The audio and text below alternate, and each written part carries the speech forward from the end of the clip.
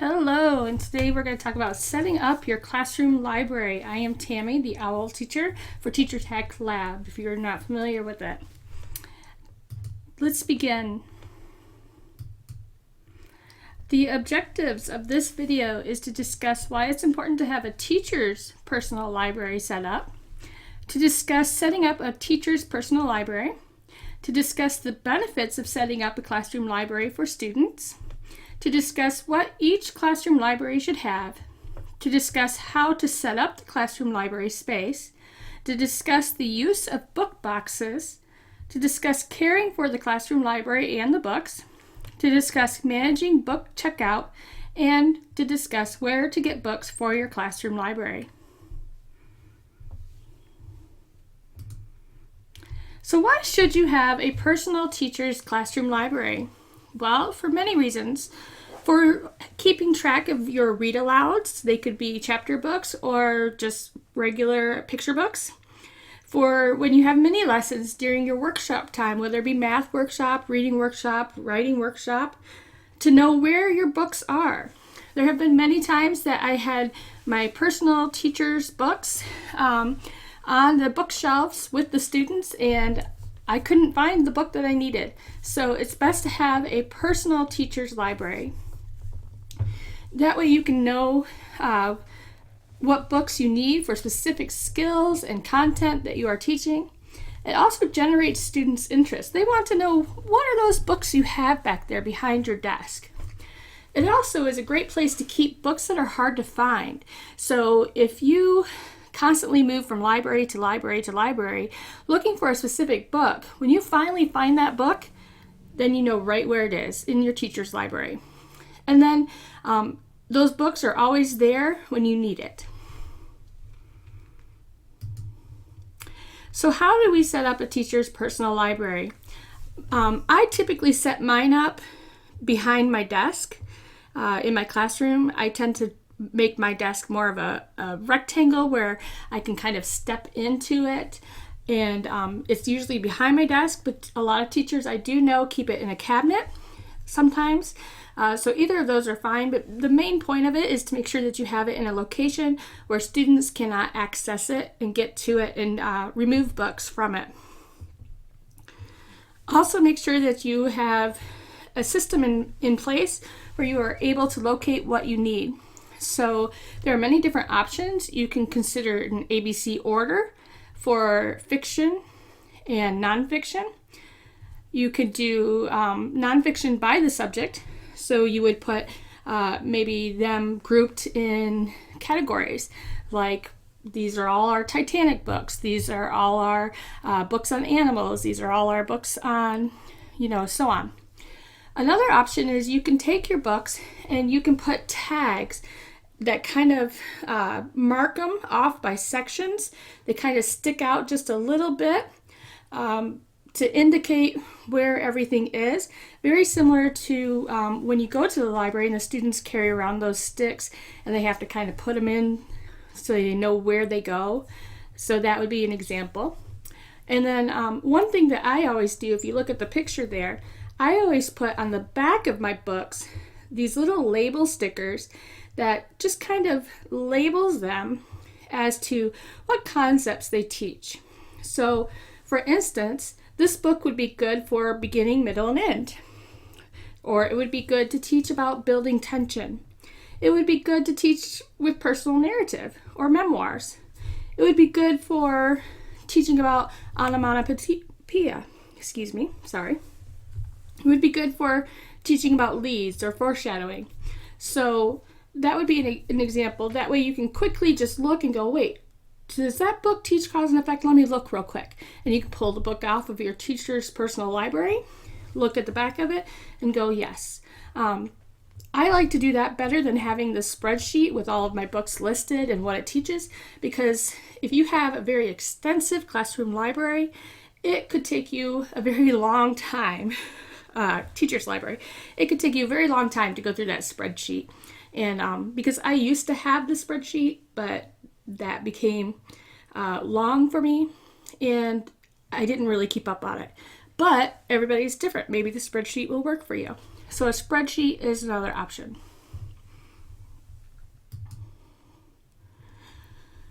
So I imagine that you probably already know the benefits of setting up a library for the students, but I want to make sure that I have definitely covered it.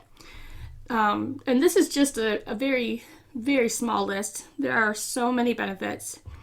The amount of time that students read increases when you have a library in your classroom. Their literacy development will increase. It introduces children to a variety of genres. Reluctant readers are more likely to read. You are more likely to have discussions about books between you and the students with each other. It increases students' vocabulary. And really, we could just go on. There's so many benefits to reading in the classroom. So what does each library need to have? Each library should have approximately, and this number's just, it's not a number that's just thrown out there. I mean, these are from the research and the studies that I have done, 300 to 600 books. Now, if you're under it or over it, I wouldn't fret too much, but theoretically they say that if you're under it, then there's just not enough variety for students, and if you're over it, then it's just overwhelming. You should have a wide variety of genres. I would survey your classroom and take notice whether or not you have a wide variety of books. Because when I surveyed my classroom a couple years ago, I realized I really had a lot of books that were more geared towards girls and not so many towards boys. And that can tend to be not fair to the boys in the classroom. And it's very easy for us to do that. And with Common Core, it's absolutely critical that we have a lot of nonfiction books. Believe it or not, students read more nonfiction books than they do fiction, even at this age. Lower elementary tend to read a little bit more fiction books. You should have a wide span of difficulty range. So students should be able to find an easy book, they should be able to find a very difficult book, and they should be able to find a just right book. So, and it doesn't matter which student in your class, every student in your class should be able to find that. So you should have a very large range. You should have a core collection and a revolving collection. A core collection is books that are in your classroom that stay in your classroom at all times. A revolving collection are books that you bring into the classroom. They stay in the classroom for a small amount of time and then they leave the classroom. So, for an example, what I would do is I would often go to the public library and I would check out books related to whatever we're learning in science or whatever we're learning in social studies, and then I would bring them into the classroom. And then I would kind of put them out on display. I would introduce them to the students. I might do a book talk about them. And then I would kind of keep track of them. And then after a couple of weeks, when it's getting closer to the due date at the public library, I would either renew them, depending on how much engagement there is with my students. And then after a while, I would return them to the library and move on to the next subject. This does not have to be just your public library. You could do this with your school library. You could do it with, let's say, another elementary school in the same district or county, depending on how your district or school system works. So a revolving collection is just something that where the students are exposed to new books. You could even do a revolving collection with another teacher in the same grade level, where you just exchange books for a while. But basically, it's bringing in books that stay for a little bit and then leave for a little bit. And then, of course, making sure that you have high-quality books. High-quality books are books that are attractive. They have nice covers. They don't look like they're falling apart. They are very interesting. They are books that are up to date. They're not outdated books. So making sure that we are, just keeping up with our books in our library. You don't want to have something that's something ratted that's been in your library for 20, 30 years. And then you want to make sure that your library is attractive and inviting. It doesn't have to necessarily be over the top, having a couch and, an ambiance scene or anything like that. It just needs to have some space, maybe some books on display to kind of, get students interested in books.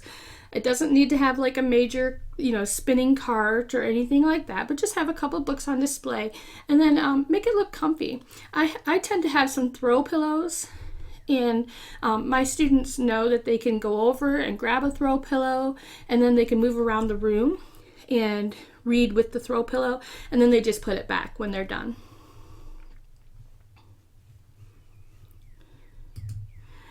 So how to set up your library space. This here is a picture of one of my libraries that I've had over the years, but honestly, these little wire shelvings, cubbies, whatever you want to call them, they became very difficult, and they were constantly falling apart, so I ended up having to replace them. But usually what we do is we typically organize them by genre or theme or topic, depending on how you want to sort it. And you use bins with labels. It creates more space, and it's grouped. It also keeps the library looking very nice, making it look neat.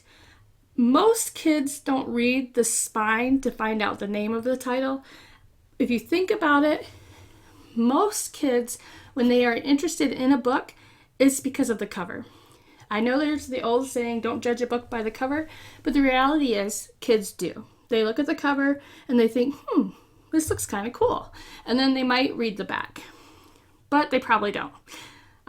Despite how many times we teach them to read the back, they don't. They just don't read the back. So you want to have the covers facing, so that way students can look at the covers. They can quickly flip through the books that are in the basket, and then have a system of organization.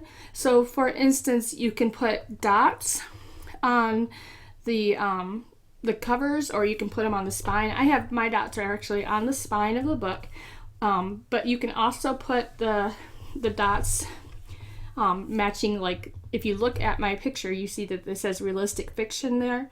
If you look behind it, flipping that sign over, you would see that there is actually a dot on the back. So the dots would correspond with the book. So that way my librarian would know where to put it back. But there's also alternative routes. You can write inside them. You can, however you prefer to do it. You want to try to spread out your library as much as you can so students don't bump into each other. If you don't have the space in your classroom, then try to limit the number of students that go into the classroom library, so that way students aren't crowded in that area. So even though I kind of had mine spread out on the counter there, I still limited it to like 4 or 5 picking a book at once.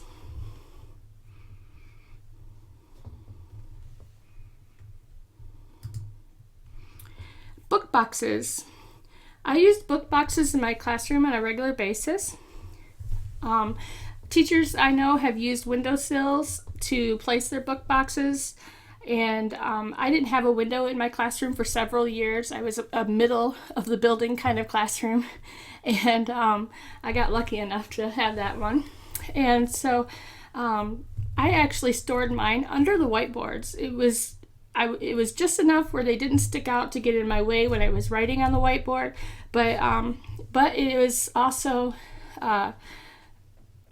convenient for me because it was a great place to store them. When we were doing reading workshop or writing workshop, the students actually had the bins, book boxes underneath their desks. What we did was I had the students keep their chapter book in it, their reader's notebook in it, their writer's notebook in it, and then and they actually had to have at least 2 books. One had to be a chapter book, and then the second one could be whatever they chose, whether it be a school library book, a picture book, or another chapter book. And most of my kids did choose another chapter book. I have a cold, so I apologize. But so that's usually what we do with the book boxes, is so that way students have all of their materials right there to access. When they finish their assignments early, they could, just go underneath their desk and pull their book out of their book boxes and continue reading. And then, of course, they have their reader's notebook right there, so they can write in their reader's notebook. When you open up your classroom library to your students, you want to make sure that they are taught right away, doesn't matter what year they are, that they are taught right away how to care for the classroom library. So you're going to want to have a classroom library or classroom librarian that is going to help put the books away, that you're going to teach them your system using the dots or however, so that they know where exactly the books go, because it will become too much for you if you don't have a classroom librarian. I have tried over the years to just do it myself, where I have had the students just put the books back themselves, and usually they don't. They end up kind of all in the same bin, or sometimes they just end up on a shelf, or they end up on the, stacked up on the floor. And so a classroom librarian will help take away some of that stress, that extra job of yours, and eliminate you from having to, lecture the class about how they do not put things away properly. But you also are going to want to make sure that you sit down with the class and you take your time teaching them the proper way to take care of books, just like you do at the beginning of the school year with routines and procedures. So when I say take your time, I mean actually step by step, working them through the routines, working them through the procedures, and, taking as long as necessary until they get it down. And if you have to, shut the library down and start over until they get it down. You're going to teach them how to handle the books appropriately. So how to hold the book, how to, how to treat the book. You don't fold the pages over. How to use a bookmark in it. Even how to appropriately put it inside the book bin, because you will be surprised how many kids will just shove it in there, and then you end up with pages cramped or sometimes wedged between another book. And so you really want to make sure that you're showing them that. And I know it seems like it's silly, because kids should know this, but the reality is they need to be shown that little stuff. You're also going to want to teach them how to select books. So again, this is going back to teaching them things besides just looking at the cover and basing it all off of that. Teaching them how to, open up the book to a random page and reading that page and figuring out how many words they don't know on the page. And what I do is I have my students go through, read that page, and if they run across the word they don't know, they have to hold their finger up. Then they keep going. And they do that throughout the whole page. If they get through the page and they have, I believe it was 2 to 3 fingers up, then that means the page is just right. If they have less than 2, then that means that the book is too easy. And if they have more than 3, then the book is too hard. That was what my rule is. That is what my rule is. So of course you may have your own method, or you may use that one. But that's typically what I have students do to determine if it's a just right book. Also teach the students how to determine if they're interested in it. Teaching students about abandoning books, and that kind of thing. I mean, there's so many different lessons that you can teach them with the classroom library. Just kind of weave it in and out of your Reader's Workshop. And of course, there's a Reader's Workshop video eventually. Teach them to keep the books in the book boxes instead of in their desk, because if they start putting them in their desk, the covers are going to get ruined. You'll find the books will get ruined. You'll find that there will be pencils shoved in the books and all kinds of disastrous stuff. So you really just want to keep them in the book bins. But like I said, make sure that you're teaching them how to put them in the book bins too. And then, of course, it's optional. It's at your discretion, but I would not allow the books to go home, because if you do, you're taking the risk that they don't come back. And you're also, by allowing them to go home, you're opening the door for that opportunity with everybody.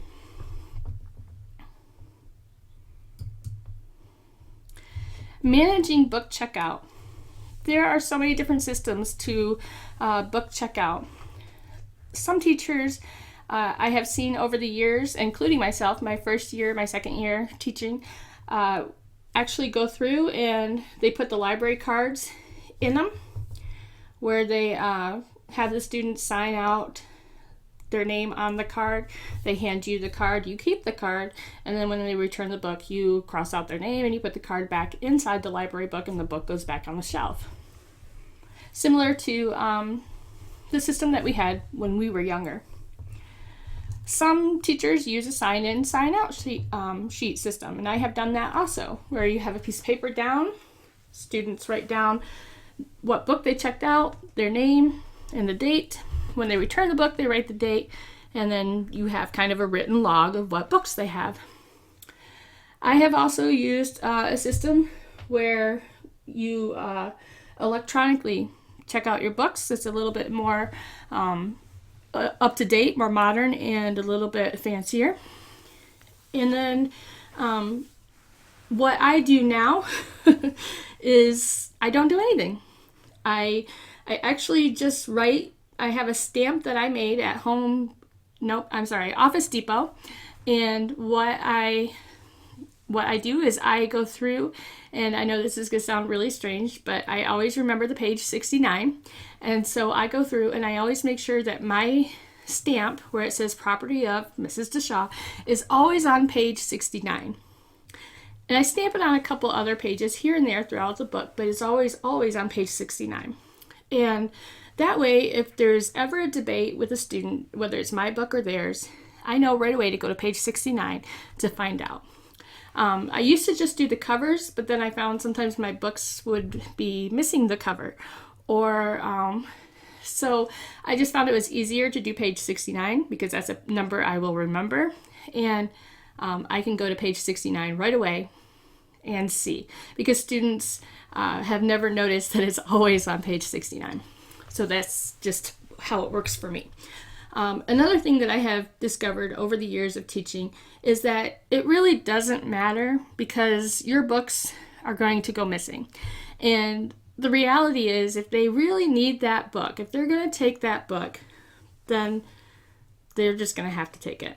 They need it. Then they need it.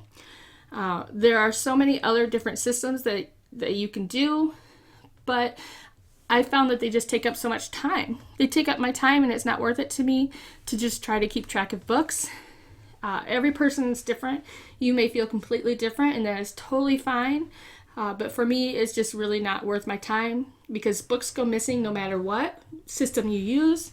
And to me, it's just not worth it.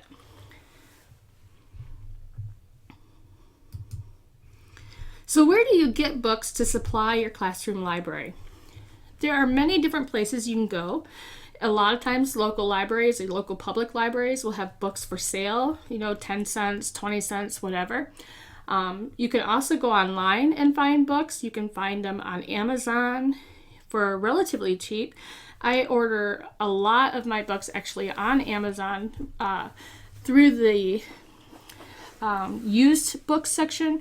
Instead of ordering them through Prime as new, a lot of times you can get used books for very, very cheap, like 1 cent, and you pay for the shipping, which is like $3.99. Sometimes it can take a day or two, or sometimes even a week, but you get a book that looks pretty good. Sometimes they look almost new, and you really didn't pay that much for it. And depending on where it's coming from, the shipping even isn't that expensive. So it's a really good deal most of the time. You can also go to book fairs. I know Scholastic almost always has a book fair at nearly every school.